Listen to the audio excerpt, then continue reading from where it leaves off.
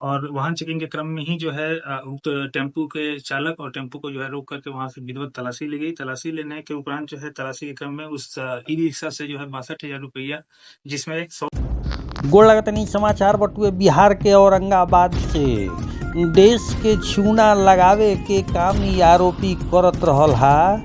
देश के फेक करेंसी बना के सप्लाई करे वाला के भइल बा गिरफ्तारी। जी हाँ, जहाँ देश के पहचान रुपया से ही होला वही जे रुपया जाली बना के आ माल खपावे के काम ही करत रहल हा, लेकिन पुलिस एकरा के गिरफ्तार कर लेले बिया।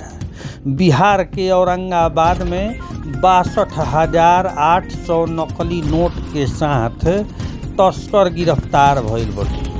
रफीगंज के डाक बंगला चौराहा के भीरी गिरफ्तारी भइल बा। खबर विस्तार से बताई भोजपुरिया समाचार। डीएसपी के बयान भी सुनाई भोजपुरिया समाचार। औरंगाबाद के रफीगंज शहर के डाक बंगला चौराहा के भीरी एगो ऑटो से जाली नोट लुकवा के जा रहल युवक के रफीगंज पुलिस गिरफ्तार कर लेलस।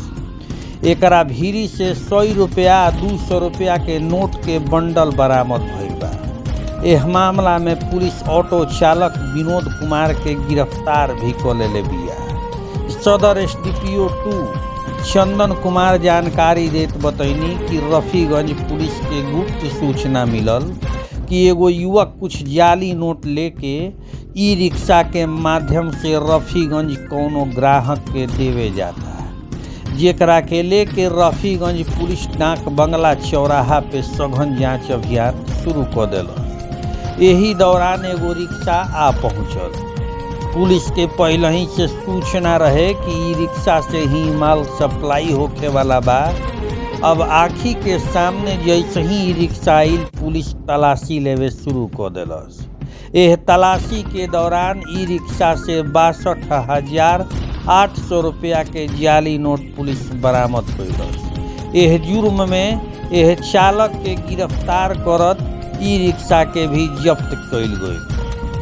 डीएसपी जानकारी देनी कि 100 रुपया के 240 पीस आ 200 रुपया के 194 पीस जाली नोट पुलिस बरामद कइलस। ओहि जे मामला में रफीगंज पुलिस गंभीरता से छानबीन करतिया कि आखिर ई पैसा कहाँ से ले आवल गइल आ कहाँ लेके जात रह। कौन कौन लोग एह मामला में संलिप्त बाणे, औरंगाबाद एकर पुलिस जौन बिया एकर जांच पड़ताल में जुट गइल बिया। डीएसपी बतावतानी कि जल्दी यह रैकेट के पर्दाफाश कइल जाई। अब सोच सकीला जवन देश के ही चूना लगावे के काम ई आरोपी के द्वारा कइल जात रहल हटे। देश के करेंसी के बाट लगावे के काम यह आरोपी के द्वारा कइल जात रहल हटे। चंद रुपया के लालच में जाली नोट के कारोबार करे वाला यह गिरोह के अब डीएसपी छानबीन कर रहल बाड़न। यहाँ के बतावतानी कि जल्दी ये पर्दाफाश कइल जाई। जैसे ही इनकर पछाड़ से कहिया होई वैसे ही बतावे शुरू करी हैं कि आखिरकार ई रुपया कहाँ से ले आई रहल हन। ई रुपया एना के बेना दाम पो किन के आ नगदी बेचे के काम ई रिक्शा चालक करत रहल हा, लेकिन अब पुलिस के गिरफ्त में आ गइल बा। यह पूरा रैकेट आखिरकार ई नकली नोट कहाँ से आइल आ कहाँ दियाई आ कौन बाजार में चली, सब पर्दाफाश हुई। बयान सुनी डीएसपी का कहतानी। दिन में रफीगंज थाना को गुप्त सूचना मिली कि ग्राम भदवा से जो है BR 26 PA 1618 एक ई रिक्शा से उसका चालक, जिसका जो कौवा साफ में रहने वाला विनोद कुमार है, उसके द्वारा जाली नोट लेकर के जो है रफीगंज बाजार में किसी दुकानदार को जो है डिलीवरी करने की बात प्रकाश में आई।